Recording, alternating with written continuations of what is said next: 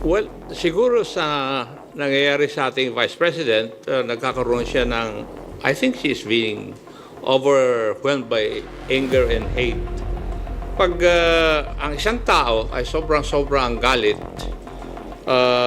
nawawala siya sa sense of decency sa aking paningin. Sometimes, yung how you manage yung hate sa iyong katawan at saka yung nasasaktan ka, it's also a test of your character. Di ba? How you manage these things, it's a test of your character. So in the case of the Vice President, ay lumalabas po yung flaw sa kanyang character. Kasi natatalo ng kanyang galit. Tama ba na tawagin po itong Davao model or Davao style, Mr. Chair? I cannot control the semantics. Mr. Chair, yes or no? Davao style. Do not ask me to answer yes or no. You are not an investigator.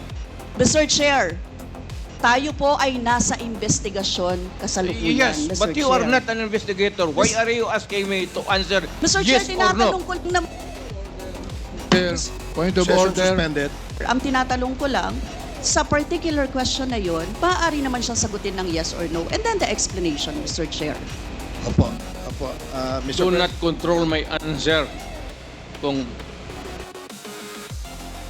A person convicted of child abuse is still sitting in a seat. Point of order, ito yung sinasabi natin na dinadivert ang usapan sa ating budget hearing. Kung nagawa po niya yan sa Senado, Madam Chair, dapat hindi natin yan pahintulutan dito sa Kamara. You allowed her a snide comment and then you will not allow Please wait a to be snide recognized. comment. Excuse me, our members and our guests. I warn you. Please wait Don't to go be to this rabbit hole. Please wait to be acknowledged before you speak. Hindi ako sensitive.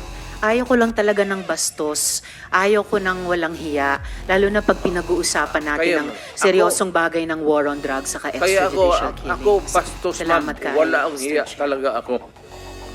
Yan ang totoo.